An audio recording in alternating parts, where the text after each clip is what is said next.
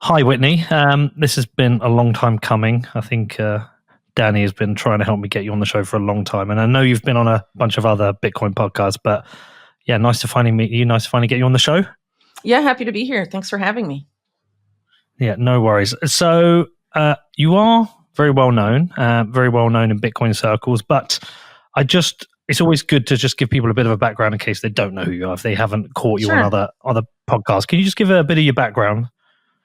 Yeah, so I've been writing full time since I guess about 2016. And around probably the beginning of 2017, I became a staff writer for Mint Press News and then worked my way up to senior investigative reporter. I left there in probably like March or April 2020.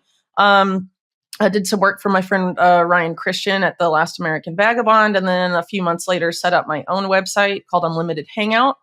And there, I publish stuff, obviously, but also have some contributors as well. I have a podcast also called Unlimited Hangout, though it's kind of been on hiatus lately because I've had a really crazy year, as some people may know. And yeah, I mean, in general, I basically cover intelligence, Silicon Valley, all sorts of stuff sort of in that sphere. But, with the COVID era, for example, also got into some biosecurity stuff and, all sorts of things, sort of looking at how governments and corporations are in bed together and really not any fundamentally different than organized crime. But lately I've been doing a lot more on like financial stuff, specifically in banking. So. Well, it's a good show for me to make them because ever since I discovered Bitcoin, I've been gradually getting dragged down this hole where I've realized everything everything I believed or everything I thought was true isn't true. And happens to now everyone, my friends all think I'm crazy. Yeah. Yeah. But so I guess you're like a proper old school investigative journalist rather than I've had Michael Malice on the show a couple of times. He refers to the mainstream media as corporate media, but sure, I guess you're proper fair. Old school. Yeah, well, I mean, corporate media in the sense that like they're beholden to the corporations that own them, which invariably are any sort of oligarchs who have their hands in a number of pies that often include illegal activity. So, definitely different than what I do. Well, so I mean, when I got into this, I kind of romanticized about investigative journalism, like the old school journalists who went out to find a story and do a proper job. But I kind of feel like there's less and less of that about now. I mean, the economics has changed, but you've probably got a view on it. Yeah, well, I think, so, I mean, obviously the old days of investigative reporting, it's a lot different because of how online and digital everything is, including like archives of old newspapers and documents of that nature. So, I don't live in the West and I haven't for probably the last decade plus. But I care a lot about source material and like quality source material and building a story based off of that and supplying all those sources in my articles so that ideally, though obviously it doesn't always happen, but that ideally people who read my work would check those sources and if they're interested, pursue, their own research. Because I mean, it's not really about like, I don't want you to necessarily take my opinion or take, what I write about it at just face value and just like believe me, and like, no, believe the source material because it matters. And I'm not like making this up. Because, corporate media, right? Mainstream media, whatever, they don't really supply their sources a lot of the time for certain things, or they cite, a national security official and don't challenge what they have to say at all, or like add any important historical context about how maybe that official got caught lying during the Iraq War, for example, or all sorts of kind of stuff like that. So I try and add that kind of context. And frankly, though, there's like a lot of stories that just don't get covered either by mainstream media or even independent media. So much of independent media today is focused on like complaining about mainstream media coverage and not necessarily reporting on original stuff, which I think is actually kind of a big problem, because I think at this point we all know that mainstream media sucks, right? So there's definitely a need to like try and find the stories that aren't being covered, because there's, I mean, a lot of stuff, I think even too intentionally, like some of the tactics of mainstream media and the people that control them is to put out a story that's like intentionally annoying and outrageous so that everyone focuses on that and doesn't focus on other stuff in the news cycle, and other important stuff that is happening, slips through the cracks. It's funny when you start to recognize it, start to see it, everything's becomes a lot clearer. But that first kind of step of recognizing it and seeing it for yourself, and it's a tough kind of barrier to break through, where you realize, hold on, none of this makes sense. I mean, it's like we live in this world of Bitcoin is a great example. I'm an advocate for it. I travel around. I try and make documentaries about it. I try and look at the economic situations of different countries. Mm-hmm. And then, and I understand the good that Bitcoin can do. I also understand the risks associated with it. I have a full picture, but we have so much press writing about Bitcoin so negatively and incorrectly. It makes me go, well, what else are they incorrect around? And I've found it a bit of a struggle, but then I found the biggest struggle is, my friends in my normie circles try and explain these things to them without sounding like a lunatic, because I think they look at me like I'm Alex Jones. They're like, oh, he's some crazy guy. But it's trying to actually make them understand that the incentives that are behind this. I don't know if you've had similar struggles. No, absolutely. Well, I think the easiest way to reach people in that sense is to be like, are you aware that bankers lie and engage in illegal activity to expand their money and power, right? Are you aware that those same bankers, or CEOs or whoever are the bulk of donations to politicians and own the political parties?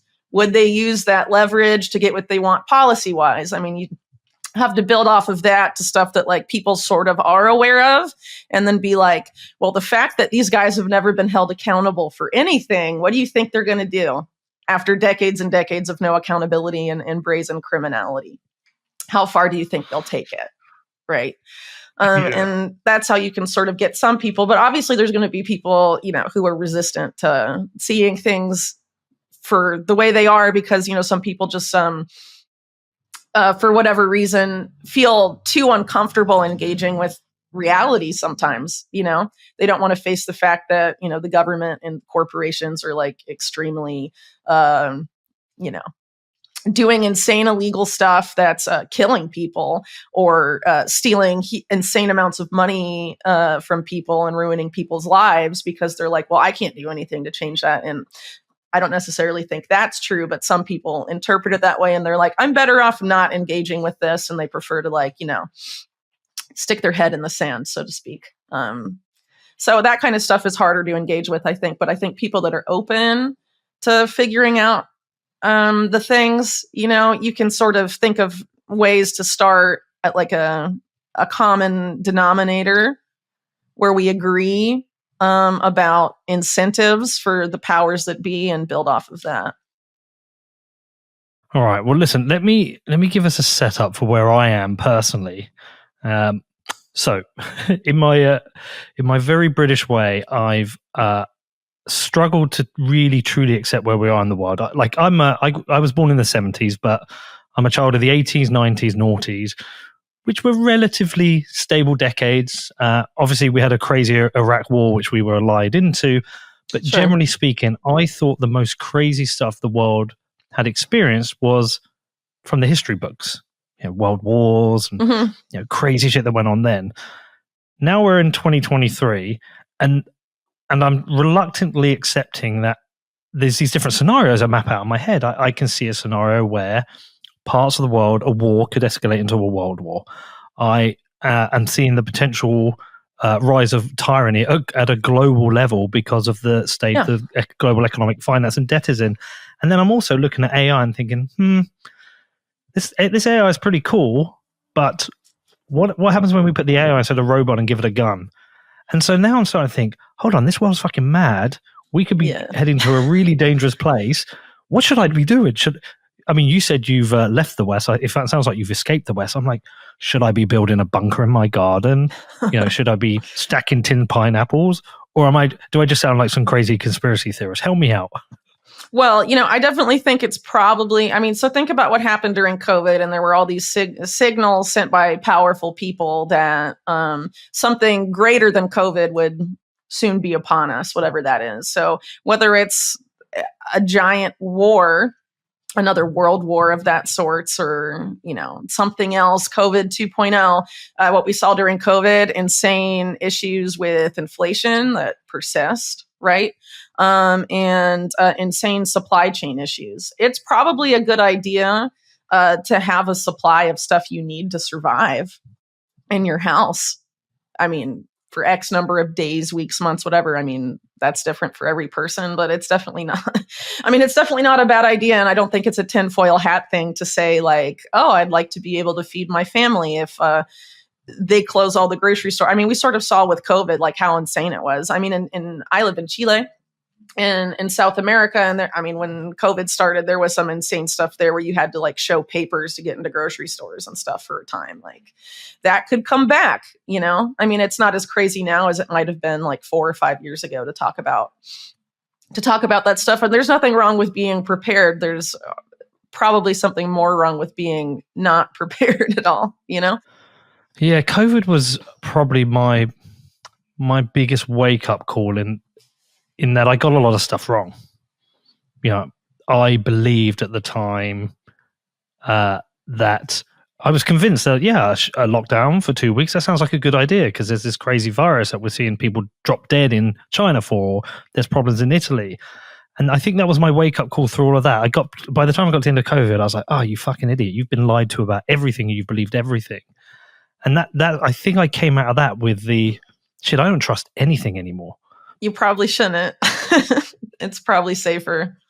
Yeah. So what I don't know, Whitney, when I look at something like COVID, because I can go as far as saying governments are incompetent and I can see the stupidity of the decisions they made. Sure. But I know other people go back a step further and go, no. COVID was the plant to test these things. And I don't know how far to go with it.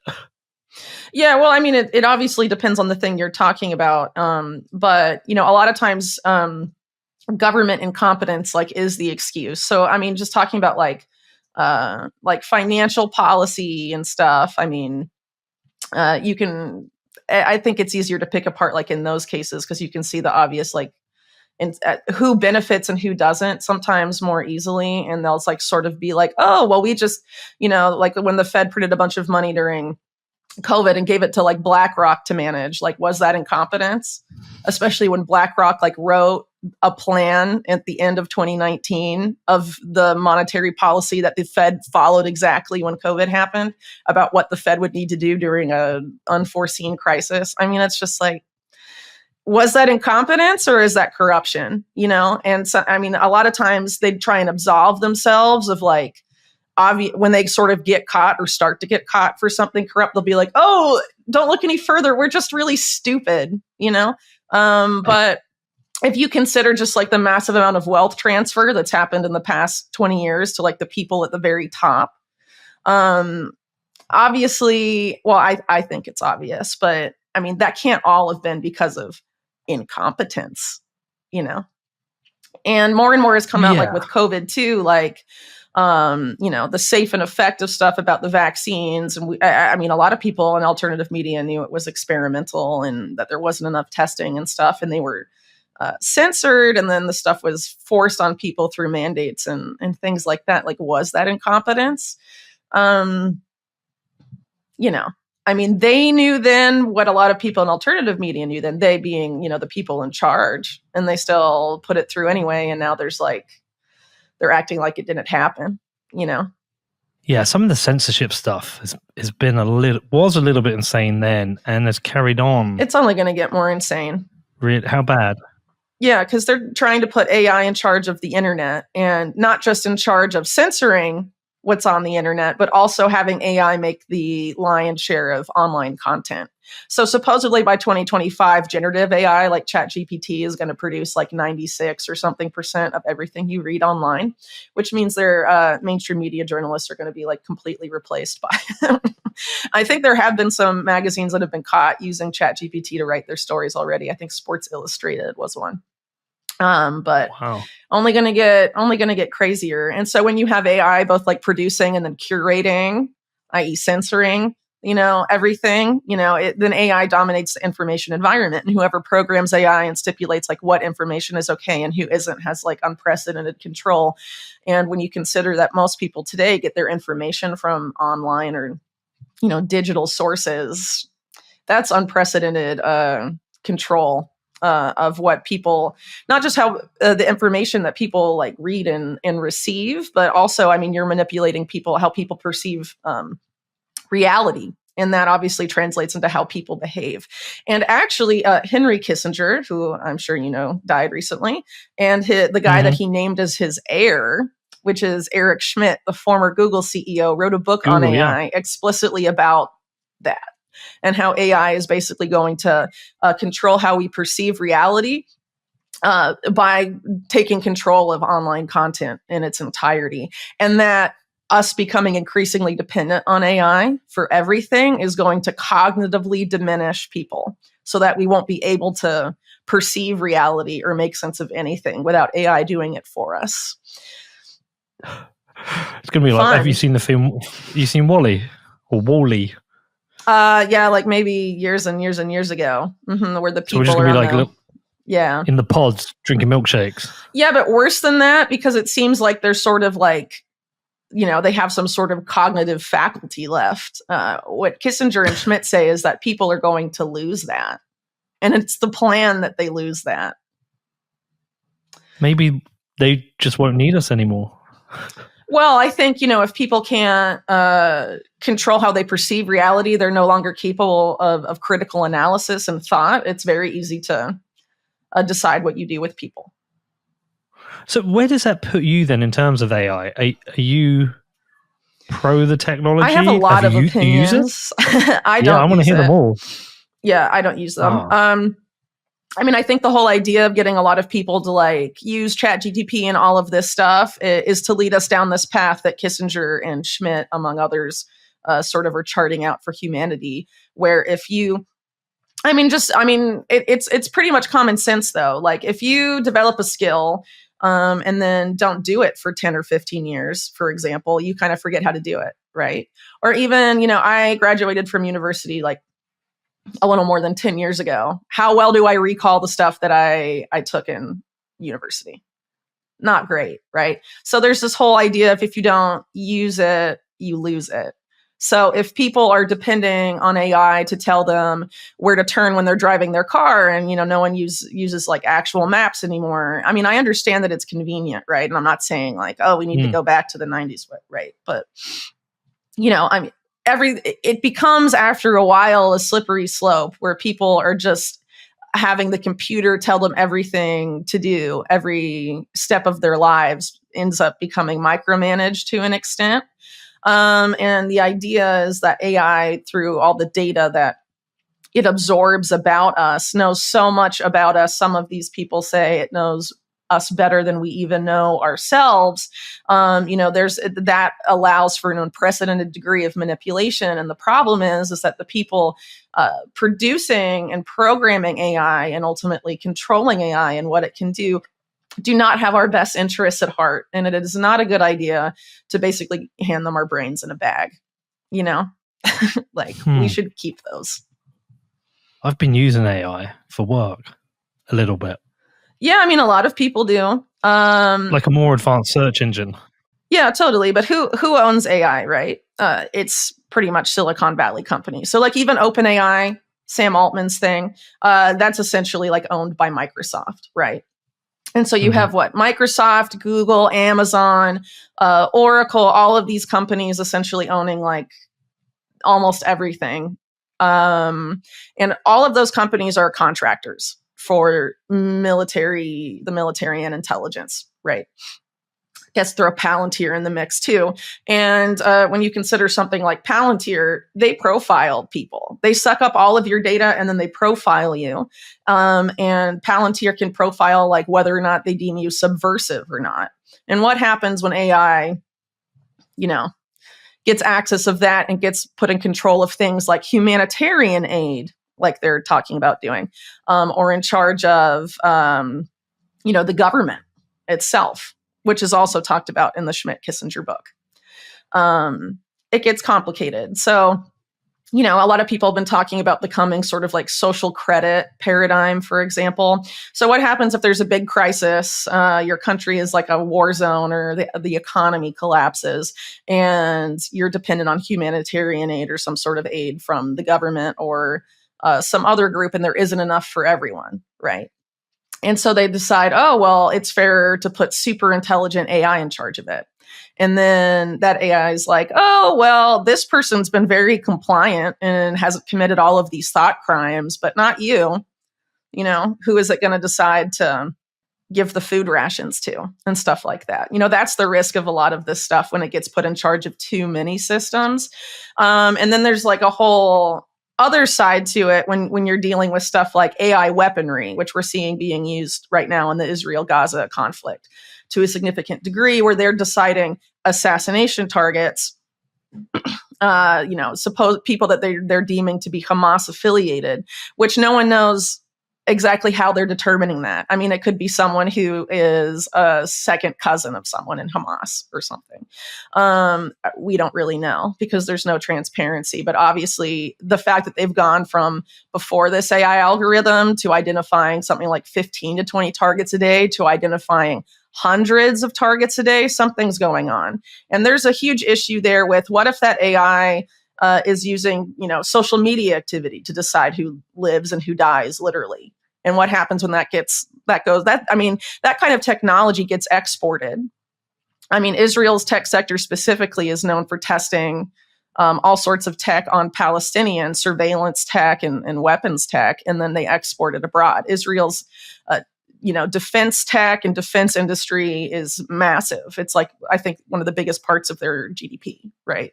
So, this isn't just going to stay there. And AI weaponry has also been tested in Ukraine to a significant degree. And there's a lot of people, the same people that created Palantir, essentially Peter Thiel, a lot of that money is behind, the AI weaponry stuff today.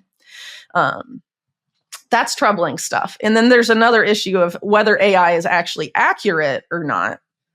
So, they'll say, like with facial recognition, I think there was a report a few years ago in the UK that a lot of the facial recognition stuff that the Met Police and other law enforcement groups are using are insanely inaccurate. But they want to continue using it and like deepen its involvement in identifying people, whether it's like at live events and all sorts of stuff. And I mean, it was insanely inaccurate. I mean, I can't remember the exact amount, but it was like under 50% accurate. So like flipping a coin is more accurate in that case. And what happens when AI algorithms that choose who lives and who dies, are put in charge of stuff and they're like 70% accurate or less? Because, I mean, the government's really corrupt with contractors. Like, they don't always pick the best contractor for the job. So someone has connections that gets their AI in charge and they oversell their AI and say it's 90% 95% accurate, but it's not audited by an independent company. Right. And so it's actually like in reality, 65% accurate or something. And you're putting it in charge of like stuff that has a major effect on people's lives. That kind of stuff is happening. And I'm talking about stuff that hasn't necessarily quite happened yet, but we're headed there. Yeah, I mean, it's pretty bleak. So I know on Twitter, I'm pretty sure I've interacted with AI bots now. Like, there's the very obvious ones that you can tell. There's the very obvious ones. You're like, I know that's an AI bot because they see something I post and they write a automated response to that. But there's other times where I've started a conversation on, I think I haven't been 100% sure it's an AI bot. In your head, you're like, there's a suspicion there. But also, I've used AI to create content. Sometimes, if I'm in a rush, like silly things like own a football team, write my program notes. I just put in the things I want to say and let the AI write it. But clearly, if I'm doing that, people are going to be doing more advanced things. But it kind of put me in this place, Whitney, where I'm thinking, it feels like the internet is going to become unusable. Like, I might just reject it. It's going to become very different. For a lot of different reasons. So I guess the risk with using like ChatGPT or generative AI, for example, is like if you use it too much that like you can't write without it, right? That's like the stuff people need to try and manage, I think. And as far as, what happens when all the content becomes chat GPT, essentially, right? I mean, it's not really going to be very useful to people, but there's a lot of people that aren't really going to be able to notice so much the difference, because it's like legible English and it kind of makes sense. And, but it's not going to be like human thought anymore. Though there was a problem identified, I think, several months ago, that once, these AI algorithms start training off of data that humans didn't produce, and it's training off of data or like content that it produced itself or another generative AI produced, its output becomes like gobbledygook, nonsensical stuff. So, I mean, it might just break itself. We'll see what happens, or if they're able to, I guess, remedy that. But regardless of that, the internet is going to change a lot. And this is a very like separate thing than what we've been talking about so far. But there's a deliberate push to regulate the internet. So before we go into that, can I ask you one more question about AI then? Of course. Is there any good you see in it? I mean, yeah. I mean, obviously, there is some truth to the fact that it does make certain things more convenient. It does technically free up certain people's jobs so they can have more time to do other stuff. Yeah. The problem is literally the worst people in the world are in charge of it. And they want to use it to make everyone basically a complete idiot that's super easily manipulated and controllable. And that is what needs to be resisted. So, if someone wants to make like an open source AI that, I don't know, does some stuff, I mean, I'm not going to be like, no, don't do that. But, I think it's very important now more than ever to divest as much as possible from big tech, Google and Oracle and, all these other companies, Amazon, what have you, because they have too much power. The people in charge have obvious problematic agendas. And they basically, at least in the US, they own the government. I mean, they basically control the government. The tech billionaires fund almost all the politicians. They have access to all of the data of the military and intelligence agencies. And frankly, the Silicon Valley companies and the national security state in the US have fused 100%. They are the same blob. You can't tell where one ends and one begins anymore. That's highly problematic. That's fascism, right? When corporations and government fuse. So yeah, Silicon Valley fascism has arrived, at least in the United States. I think a lot of people just haven't realized it yet. So those companies we cannot feed, and they feed off of our data. They've been saying for years, data is the new oil. So instead of the oil barons of the early 20th century, these are the data barons of now. We need to divest from them if we do not want them to have extreme entrenched power, because a lot of these guys are transhumanists with the view that humans must merge with machine, not that the humans that want to merge with machine can. Right.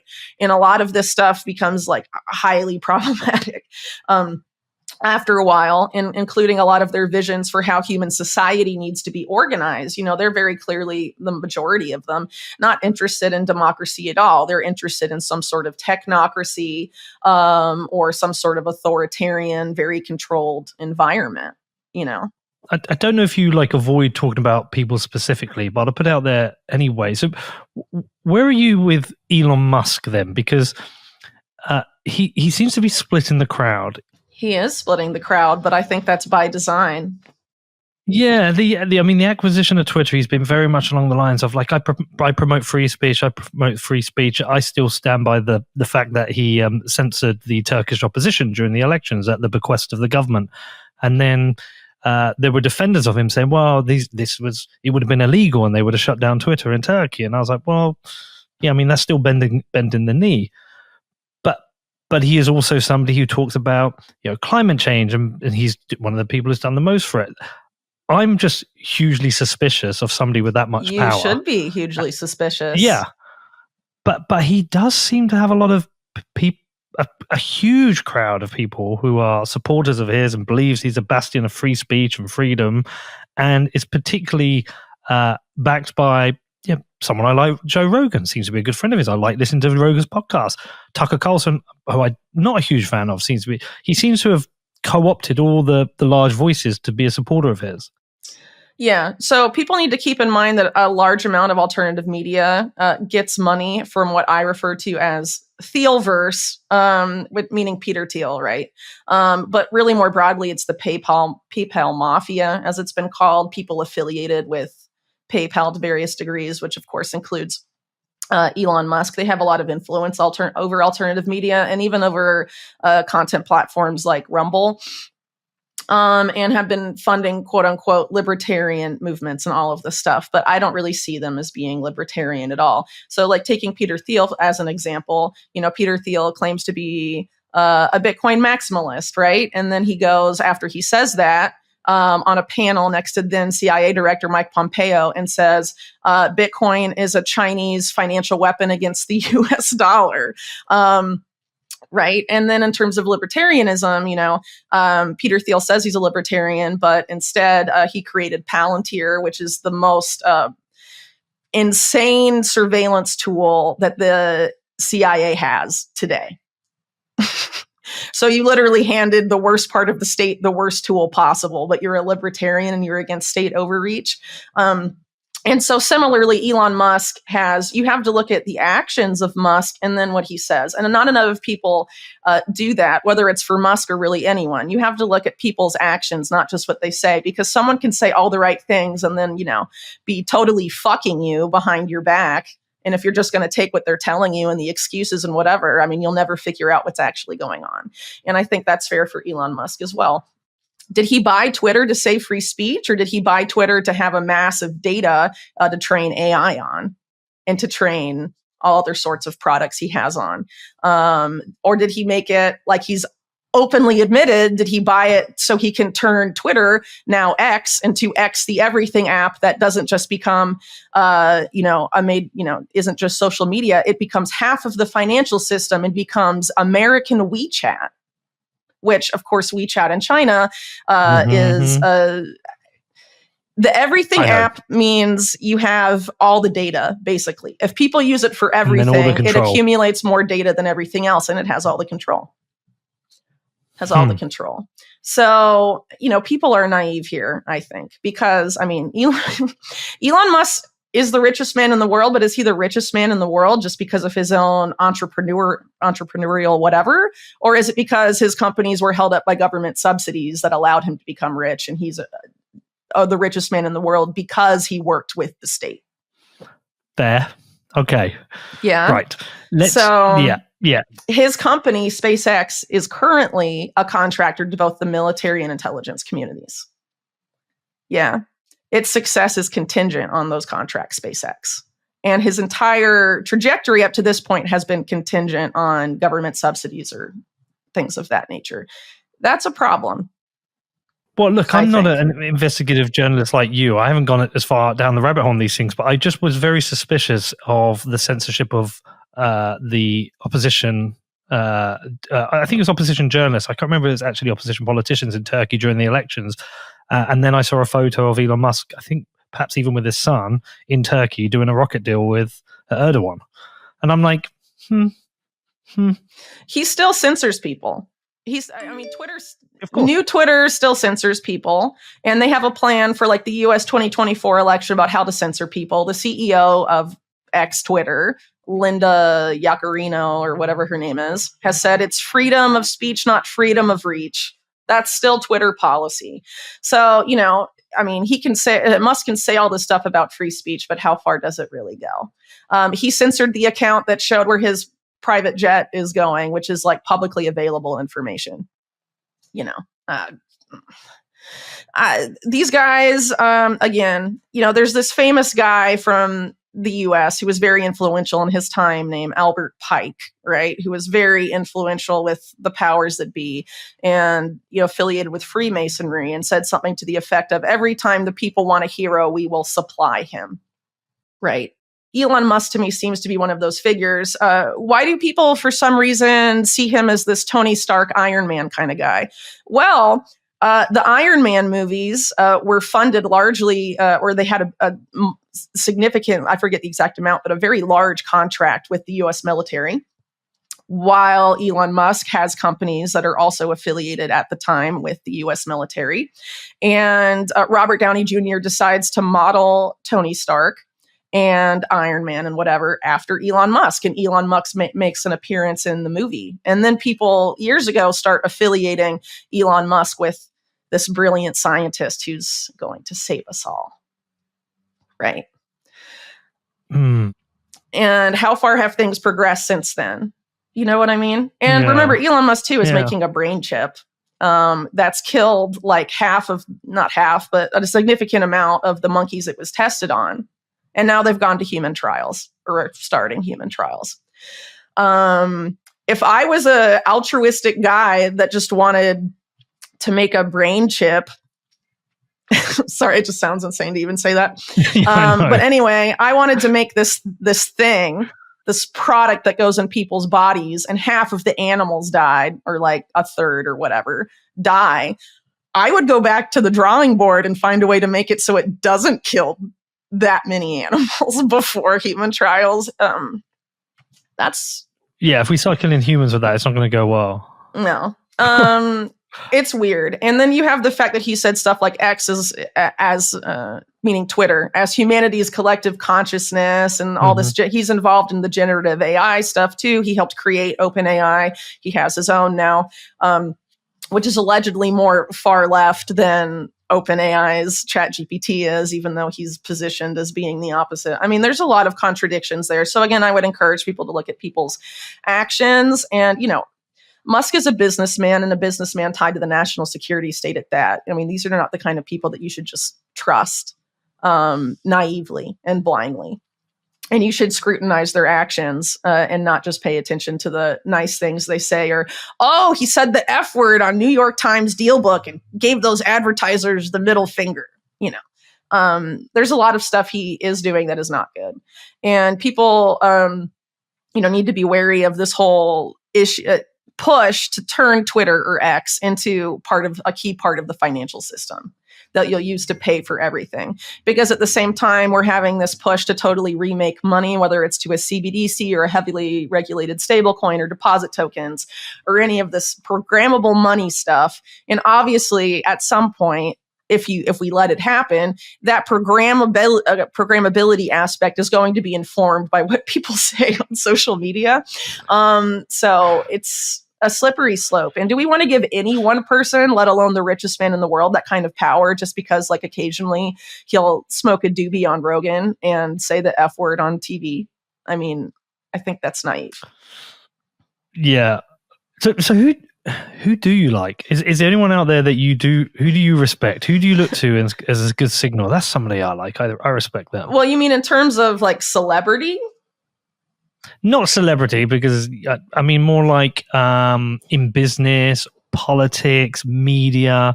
Who out there would you say, that's somebody I can trust? Don't trust anybody. I mean, I'd have to think about it because honestly, it's very few. I mean, in U.S. politics, there's only a very small handful of politicians at the national level that seem like they even have a shred of integrity. I guess maybe Thomas Massey of Kentucky would be one, but there's really not that many. They're very few. And a lot of times when they are there, their district gets gerrymandered, they get voted out. Or, as long as they control the bulk of the legislature, it doesn't really matter if there's one or two or three people with integrity in it because their voices and votes get drowned out. Right.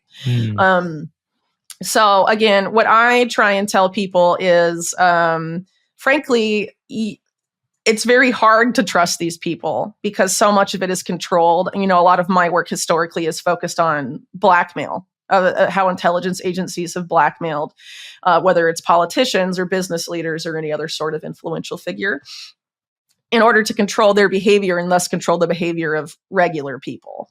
Right. So, I mean, this is stuff that people need to keep in mind. And ultimately, I think there's a lot of cultural issues with celebrity in the West, where people have been trained to wait for a political savior who's going to come and save us of all of our problems, and no one actually has to do anything. And we can just sit back and wait for the right person to run for office, and then we all vote for them, and then this one person is magically going to save us from all of our problems.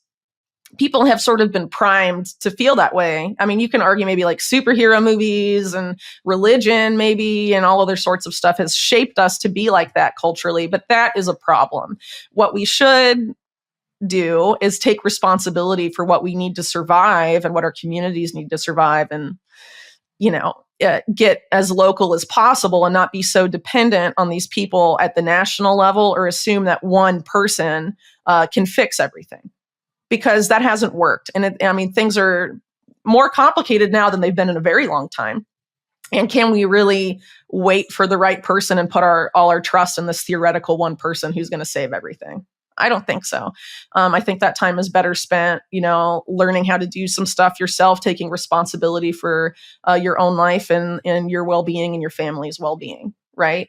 A lot of people in alternative media are going to promote certain figures. I mean, maybe they're funded by them, maybe they're not, right? But ultimately, a lot of what keeps the current system in power is our trust in it, or our, like the financial system in particular, right? Trust is super fundamental to that, but it doesn't deserve our trust, right? The current system. And so we need to withdraw our consent from the system and our trust in these people who have spent decades and decades and decades screwing everyone over. It's time to put our trust in people who actually deserve it. And a lot of times in any one person's life, the people you actually know you can trust are people at the local level.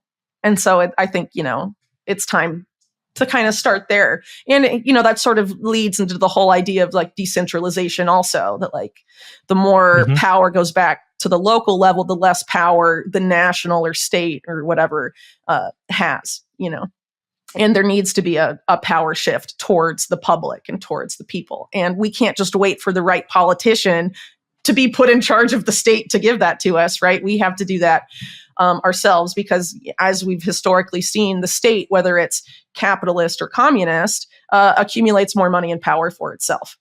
With that said, your neighbors, Argentina, Milei's recently gone into power and does appear to be somebody who is trying to decentralize power to some extent. You would think so. I say that guarded.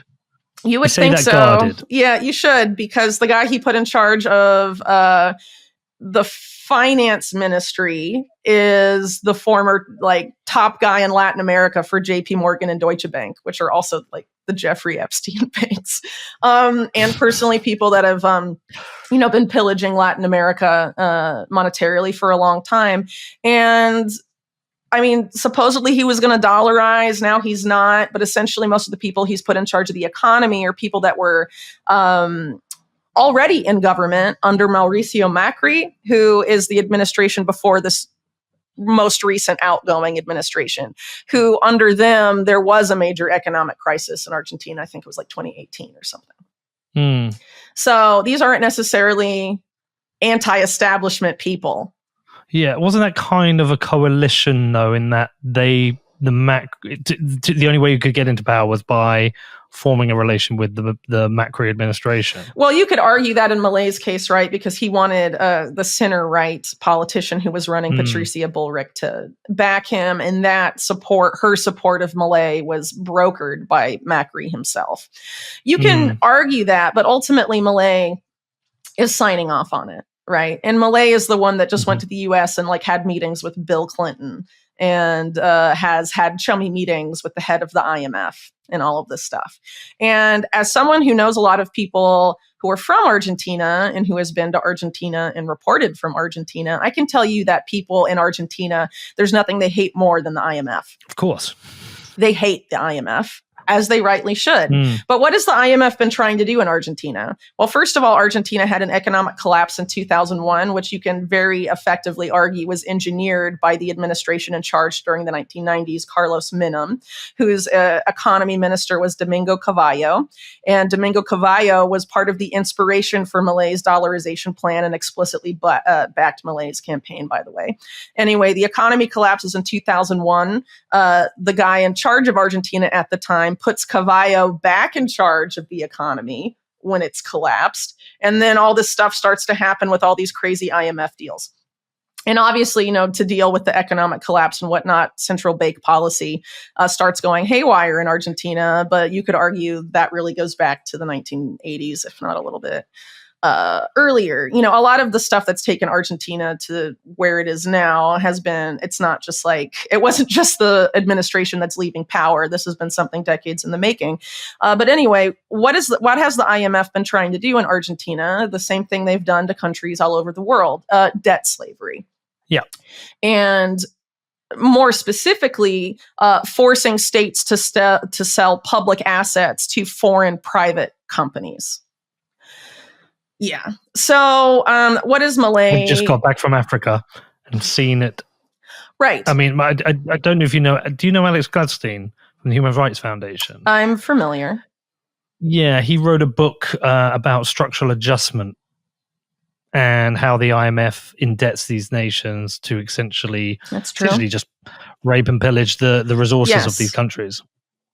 So that is what the IMF has been trying to do in Argentina. And there's a couple of different things they want. One thing that gets overlooked a lot, besides gas, energy resources in Argentina, is the fact that there has been interest for a long time in taking a large amount of Argentinian territory and turning it into its own new state. And so they were trying to do that, the IMF, through what they call debt for land swaps, which you could argue are now being retooled for the modern era as,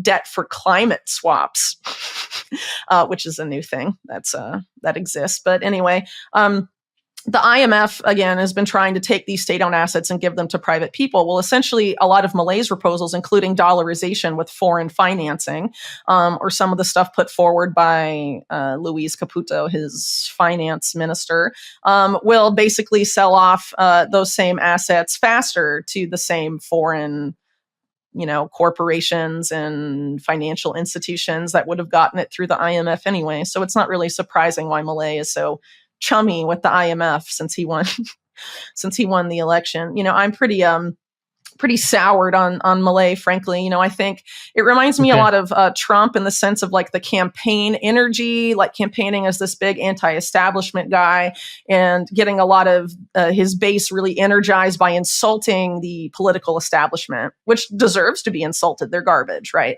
But in doing so, he gains their trust, but he's putting people from the political establishment in charge, including of the stuff he promised to overhaul, specifically the finance ministries and the central bank. So we'll see what happens, but I would definitely be very skeptical of Malay going forward, because the idea that he's an anarcho-capitalist and he's putting the former Latin American head of JP Morgan and Deutsche Bank in charge of what happens to the economy, that doesn't seem very anarcho-capitalist to me. That seems crony capitalist to me. Right, I will be even more guarded.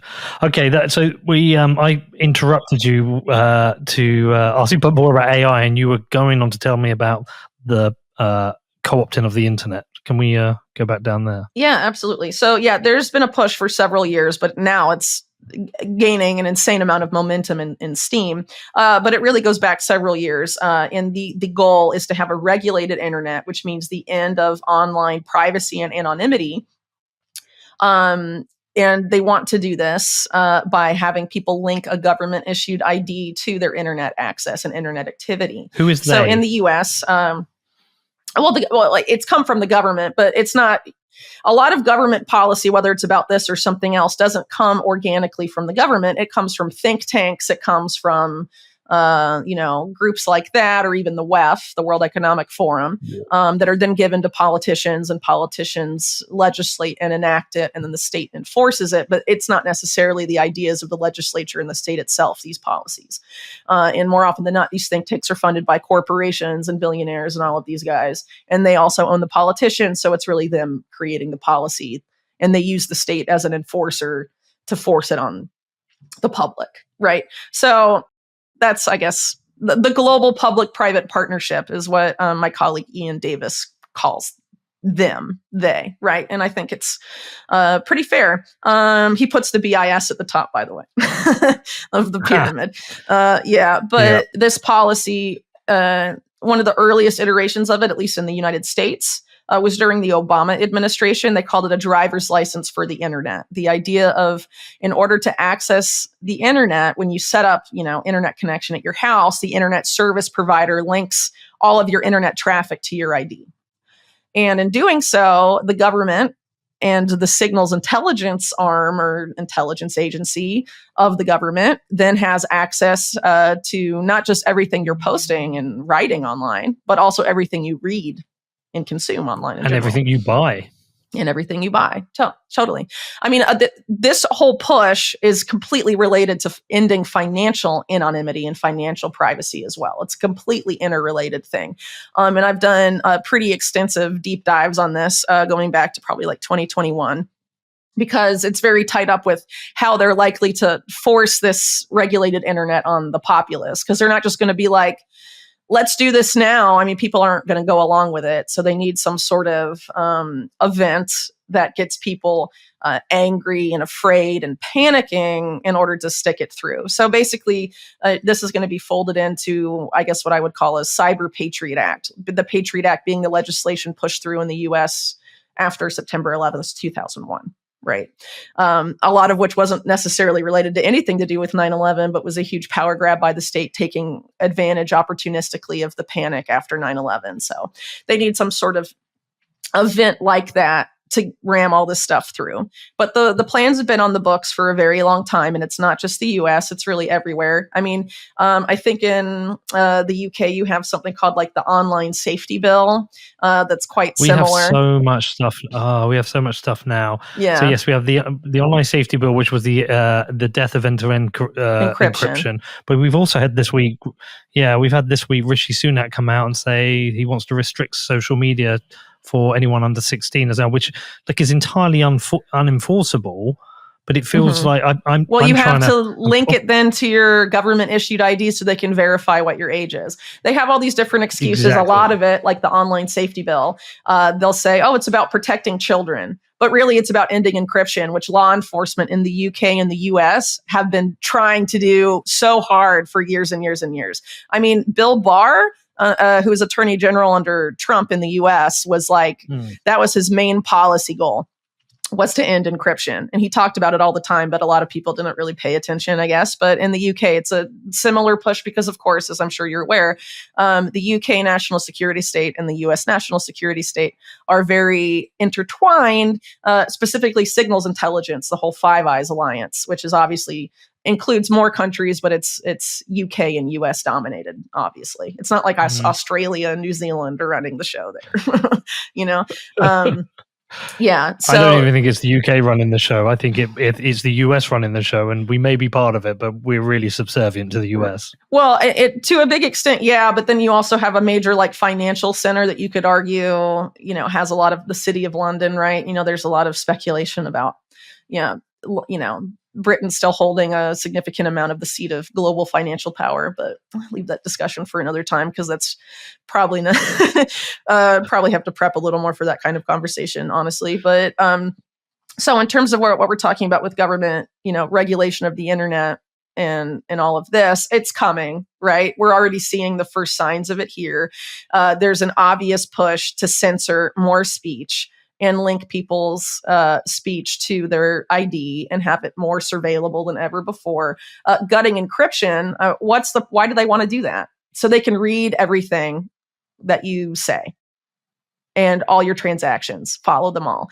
There's a similar effort in crypto and specifically with Bitcoin to criminalize mixers and criminalize any sort of service that affords you increased financial privacy. And that's only going to escalate. They have criminalized mixers because, I know of at least 3 cases where people are either tied up for multi-year lawsuits for the creation of mixers. They're money launderers. No, right. So it's already started. But what I'm trying to say is that where they want to take this, if anyone uses a mixer, they can go after you. That's what they want to set up. They don't want anyone to have financial privacy or online privacy anymore. And that's what part of this agenda about a regulated internet is. And it directly ties in with stuff like a central bank digital currency, at least what people are concerned about a CBDC. 4, which is the surveillance capability and the programmability aspect. It's all tied up with this effort to regulate the internet, which isn't really fair to say it's regulating the internet. It's more like taking complete control of the internet, a complete coup of the internet for unprecedented surveillance and control of people's online lives. At the same time that you have these same entities pushing for people to live their lives online as much as possible, as part of the fourth industrial revolution and all of this other stuff. Like we saw in the COVID era, we're locking down. You can't go out and do stuff in the physical world. You have to be online as much as possible. Education's online. Work is online. As much of your life as possible has to be online now because you can't go in person to the bank. You can't go in person to this. You should order your groceries through your phone and all of this stuff, So they're pushing us more and more into the digital realm, and at the same time preparing to take more control of the digital realm than they have now by a significant degree. And that's not a coincidence. I'm sorry if you think that's coincidental. That's very naive of you. Let me just ask you something. So on this, I'm following the path of everything you're saying and agreeing and recognizing it's coming. I always try and think, why? Why has it happened? Is it an organic system of bad incentives which appeal to the greed of certain individuals that drive us towards these bad decisions, like the centralization and control of power? Mm-hmm. Or is it some evil plan? Is it malice? Is it... Yeah, I try and understand, and I always come out on the side of thinking, but it's just a system of poor incentives, the way humans are, the way we act, our greed that drives us towards this.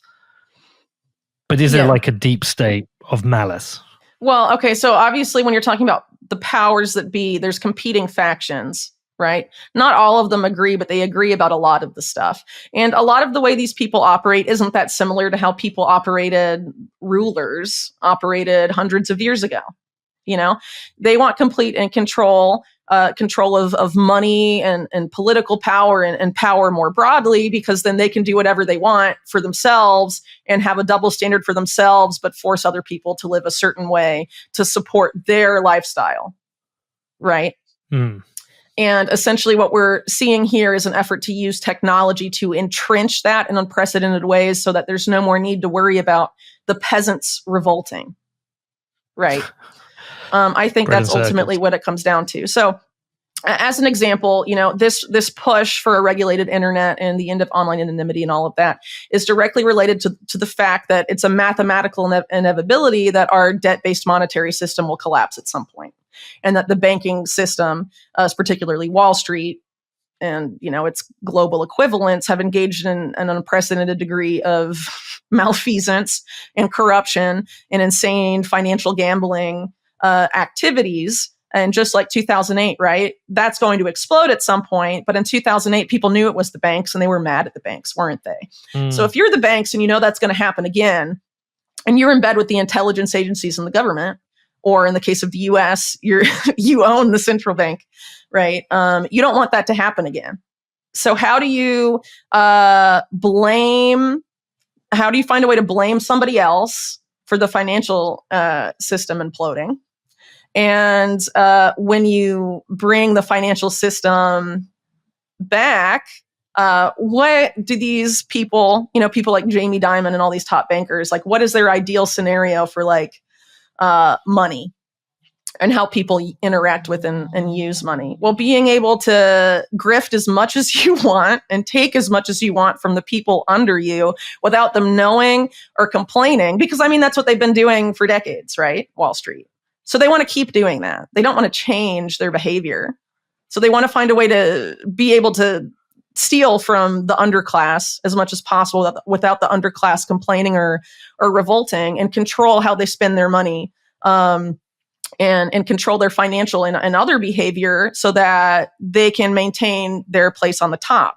So what we're having is the engineering of a neo-feudal society where you have the small upper class and then a massive underclass that the upper class can manipulate and control and do whatever they want with as they see fit. And so that's what I think the ambition of this a lot of these various initiatives we're seeing for unprecedented control and surveillance are aimed at. And the goal is to use technology, whether it's AI or any of these other emerging technologies, to be able to do that, because obviously there's so much more of us than there are of them. And so in order to scale what they want to scale, to be able to deal with the huge difference in size between their class and our class, they feel like, they need these emerging technologies. They need AI. And that's why I see AI as a largely negative thing, because the people that want to do this are the ones setting it up and programming it and deciding what its objectives are, Wow. Okay. See, that takes a big shift, because I definitely buy into a bad system of incentives. I do. But then I try and imagine a scenario whereby I'm trying to think there's a group of people who are looking at us peasants and thinking they need to control us. The best way to do it is to essentially eviscerate the middle class and but they've been doing that, and the money has been they going have been up. doing that. But I sometimes whether again, is that just the bad incentives? Like poor governments, election cycles mean that they have to keep printing, which drives yeah. But who designs those incentives and prevents them from being changed? Oh, I just wonder if they're the incentives that are in us as humans. Like greedy people who are close to the spigot can print it for themselves, and then it has these outcomes. But maybe you're right. But I think, how do people get into the elite? Not everyone that's in the elite today was born into it, right? I mean, they cultivate into their ranks people that are like, psychopaths, right? Do you get a tap on the shoulder? Controlled by greed and all of that stuff to come flesh it out, right? Or people they think are talented that they think they can use, and that will, if they're offered a big piece of the pie or a big enough piece of the pie, will join them, right? So it's not like these people are the people that have been there since the 1500s, and they're all still that today. You know what I mean? But I mean, in terms of the behavior of like a ruling elite, it's very similar to what it was in the feudal era, like in the Dark Ages, which again, how did the Dark Ages succeed so successfully in that? Extreme control of information. It was all in the church, right? No one knew how to read and write but them. So it was again, centralized control of information and also of money. And we're going to that same paradigm again, but for the modern era. So all this technology is going to try and set up those systems for us. And I think people need to be really aware of all these, in the next couple of years, without a doubt, there's going to be these events, whether it's like COVID or 9/11 or whatever, they're not going to be the same as those, but they're going to be these big events that generate a lot of fear and panic, and mainstream media is going to be traumatizing people with it, and then are going to sell a particular solution. And when it comes for the internet, or the financial system, they're going to make the enemy privacy. They're going to make the enemy privacy 100%. And the solution is going to be digital IDs and programmable, surveillable money. It doesn't have to be CBDCs, by the way. I mean, CBDCs, I think most people know, are going to be that, but it doesn't. It's not just CBDCs. There is a goal. There is a push from the banks themselves, some of the most powerful banks in the world, to have, at least in some countries, a different system that's not a CBDC, because with a CBDC, they can't do fractional reserve banking. And so that's what deposit tokens are all about. Tokenizing deposits, and you can make those programmable and you can surveil them. And it's really just like a CBDC, but they won't call it that. But then the bank controls all the reserves, and maybe they'll bank some of their reserves at the Fed, or whatever, but they can still do fractional reserve banking and credit creation and all of this stuff, and not actually have to keep a one-to-one peg of reserves like CBDCs or like a fiat peg stablecoin. And so there's a push for that too, at an international level. It's not just in the US, but it's definitely happening in the US. And I would argue that's one of the reasons that you have the Federal Reserve, which is again owned by Wall Street banks in the US, being like, we're not going to do a direct issued CBDC. And freedom advocates in the US are like, yeah, the Fed's on our side because of that. No, it's not. The Fed is 100% always on the side of Wall Street banks, and Wall Street banks only don't want a CBDC because they don't want to give the Federal Reserve their power. They want to keep their power, and they want to keep doing fractional reserve banking. But so this is why they fight my world, or the world I'm in, of BitCoin. Yeah. Because that is an opt-out from the system of control and opt out from the system of money printing, and we had that weird. I mean, you must have seen the other week with Elizabeth Warren and Jamie Dimon, where it was Yes. it was so obvious it was a rehearsed conversation. Of course, the setup of Elizabeth Warren's questions, and actually it came out. We saw the Freedom of Information Act release, whereby with Chairman Gensler, she'd been sending questions in advance and saying these okay. So my assumption is she did exactly the same with Jamie Dimon and the leaders of all those other banks. Yeah. But it was kind of this weird thing because, this is Elizabeth Warren, and even as a politician, you can't trust her. But historically, she has stood up against Wall Street banks, and now she seems to be arm in arm with them. Yeah, well, I don't know. I think there's a lot of people in Congress that get into Congress campaigning on certain issues, and then once they're there long enough, they backtrack completely. There's a lot of examples of that historically and currently in the U.S. for sure. So, I mean, Elizabeth Warren is garbage. The DNC got all this money, from Sam Bankman-Fried? How anti-crypto are they really? I think it's they're willing to play ball and set up regulations and be the kingmakers in the crypto industry. I think there's a lot of, I think that's going to happen. And then they're going to try and nix everything that doesn't serve them. And again, financial privacy being the main thing that doesn't serve them.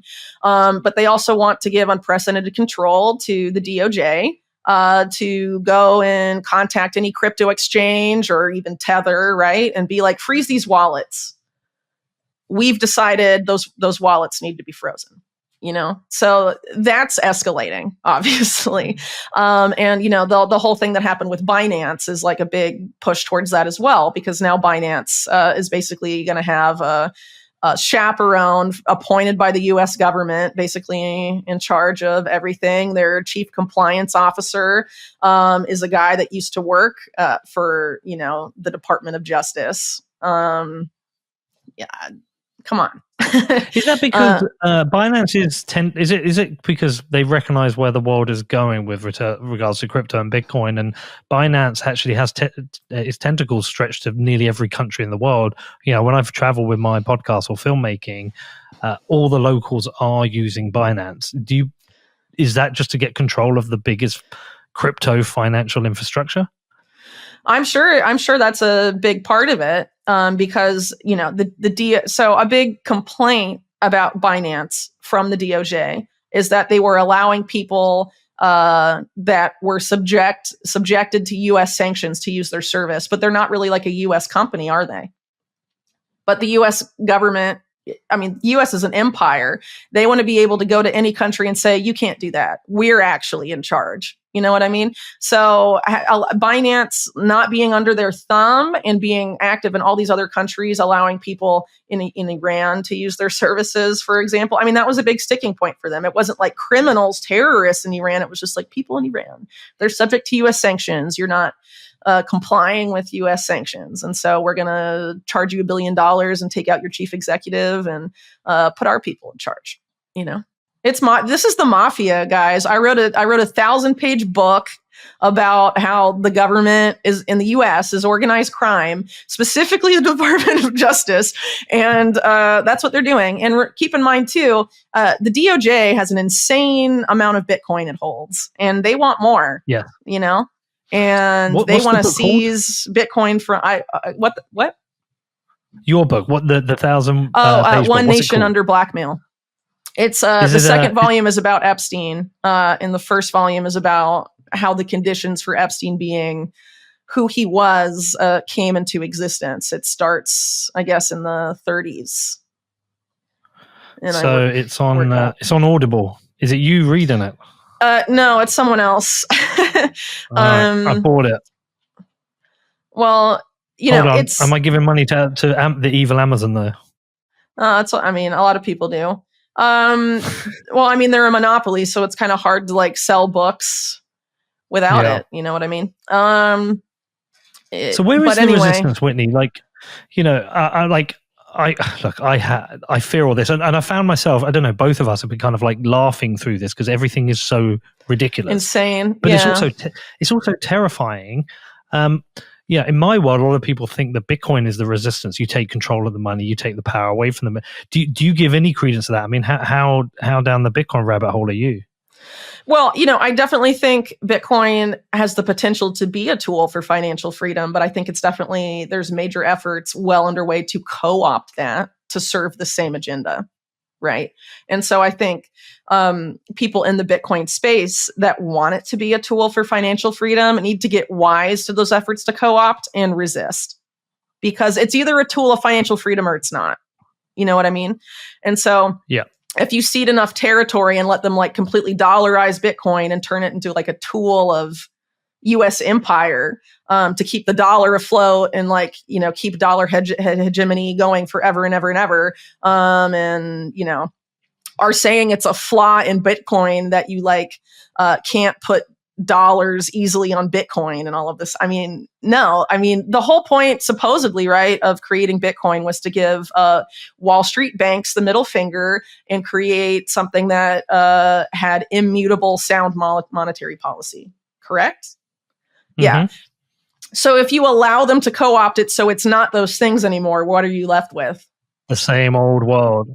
Is it a tool of financial freedom, or is it just has the promise of Bitcoin been hollowed out and replaced with Wall Street garbage?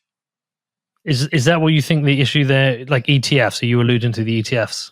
There's all sorts of things that are happening in Bitcoin right now that could be under that umbrella. But when you start to have people like BlackRock being like, you know what, we actually like Bitcoin now, that's a sign to pay attention. You know what I mean? Bitcoin is hope. So I think people need to, in the Bitcoin space, need to be very aware that there is a fight being had right now about the future of Bitcoin. And you have to decide which side you're on. Are you going to fight for Bitcoin to be a tool of financial freedom, or are you going to allow it to be co-opted by the powers that be that it was supposedly designed to resist them and, be something they can't control? Are you going to give them control of it? I mean, the answer should be no to any Bitcoiner worth respecting, in my opinion. See, for an effective form of resistance, we need a lot of people to understand this and care enough about this. And I feel like we're a very, very low percentage of people who are even paying attention to the things you're talking about and caring enough to resist. I feel like we're potentially sleepwalking into a terrifying future. Well, again, it all comes back to personal responsibility, because, I mean, ultimately, in general, what can you control? A lot of times you can only control what you do and how you react to things, right? So this coming push to regulate the internet and the destruction of the existing financial system to create this put in place. I've done a lot of reporting on the past including the simulations of the Wall Street banks, the central banks, and the big tech firms all together simulating a massive cyber attack on the financial system as the reason that this will all be brought in. Whether that's from the World Economic Forum itself or the Carnegie Endowment, which at the time was run by William Burns, who is now CIA director. Yeah. That's definitely stuff to pay attention to. But what if that kind of stuff happens? Well, going back to Argentina for a second, I know a lot of people from Argentina, their economy literally collapsed in 2001. What have those people said about, their advice in dealing with that kind of situation? Don't panic. Don't give in to the fear. Because if you're panicking, give in to the fear, you're not going to make good decisions. You're just not. There's a lot to be said about preparing, but a lot of that preparedness needs to be mental preparedness too. So you don't give in to the fear and panic. The reason they need these events to justify the implementation of these policies is so people are afraid, because people who are afraid are easily manipulated. Mm-hmm. And so that's very easy to handle. And it also makes it easier to handle if you talk to people in your family or in your, circle of friends or whatever about how stuff like this could happen. Try and prepare your base, you know what I mean? Mentally. Even if you can't prepare physically and spend money to, buy food or whatever, but also as far as these efforts to regulate the internet, when the internet comes back as a regulated whatever, yeah, they'll be able to surveil everything you see, but a lot of content that's there now probably won't be there when it comes back. Yeah. Now's a good time to load up some offline hard drives with all sorts of kinds of information that you may find useful in the future. Whether, Are you doing that? Totally. Totally. Where did you start? Wikipedia, Spotify? No, I mean, I have a lot of like ebooks. I've got young kids. So, lots of movies and, stuff to watch, books and, video rips and stuff of like how to be self-sufficient, certain skills I don't have now, but I might need in the future, like how-to stuff. Like you won't be able to just go to YouTube and be like, how do I do this? People have to start thinking about that kind of stuff and have an offline library of things, especially if you don't want to comply, because I won't be, with this whole, you need a digital ID to get onto the new internet. Like, I'm not going to do digital ID shit at all. I'm not. So if you want to resist that and not do it, you have to have a plan about how not to do it, Are we absolutely fucked, Whitney? I don't think so. I think it comes down to, no, I think some people will be, but it all depends on, how they decide to act now about these things, and how they decide to react to this information and these situations as they arise, So people that are like, I don't care, like, I can't control anything. And that includes people who like know everything, but are super like black-pilled about it. Like, obviously they're going to have a really bad time, The way to get out of this is to build alternative infrastructure to their infrastructure. And the time to start doing that is now. Why we can still use the internet as a tool for us, because like for a long time, the internet has been a tool for the public. And that's part of the reason they feel the need to like regulate it and stick it so completely under their thumb. The mass democratization of information, for example, has been a huge issue for them. And this is why they're coming in now and trying to clamp down so much on the flow of information. Yeah. And why we can still use these things about the internet to our advantage. Stuff needs to be done. And this is why, I think it's important, specifically in talking to like the Bitcoin community. There's a lot of talented developers there that can build out a lot of this alternative infrastructure. And there are people in the space working on that kind of stuff, but there needs to be more of it, and it can't just be like all this like macro bullish stuff of like, yeah, they say Bitcoin's going to go to $1 million. I mean, like, I think people need to get their head straight and be like, if Bitcoin is going to be a tool for financial freedom, and if I want the reasons I got into Bitcoin to still be Bitcoin in a few years, I need to think about how I can help that happen. Because they're coming for it and they're going to turn it into something else unless people in the Bitcoin space start doing stuff. And it's not to say no one's doing anything, because people are, but there needs to be more awareness of this in the space, and people need to decide which camp they're in. And I think it needs to be culturally unpopular in the Bitcoin space to serve the co-opt agenda and make it a tool of Wall Street and global empire. You're either on the side of those guys or you're on the side of freedom and the public. Yeah. And put your flag somewhere, Yeah, so me and Danny have debated privately the idea of the ETFs quite a bit, and we keep coming down on the ultimately it's bad because there's kind of question, well, but if BlackRock are marketing it and Fidelity are marketing it, then it's gonna legitimize Bitcoin, and and lots of people will therefore be buying Bitcoin, and then we realize it's going to expand its reach. But then it's like, but how's it expanding its reach into a centralized entity, which is all centralized control? And then we know historically BlackRock have kind of been a little bit evil at times. They've own a lot of the Larry Fink is not your friend. I'm just saying. Yeah, exactly. So and then you can see mentally people getting co-opted. I mean, I've done it myself. I got mentally co-opted during COVID. I had to shed a skin afterwards, and I can see it happening. So that kind of idea of resisting that is strong. It's important. Okay, I'm going to give me a lot to think about there. Well, now the stakes are higher than they've arguably ever been, because if they manage to get the system in place because of the technology and what they hope to do to people, going as far as stuff like the brain chip and stuff, if it gets to that point, it becomes very hard to undo. And the implications for humans being able to live free lives is very much at stake, right? So like this is the time to fight this. It's now. If you're in the Bitcoin space, they want to use Bitcoin to serve their ends, not the people's ends. That there needs to be awareness of that, and people need to make choices, and these discussions need to be had.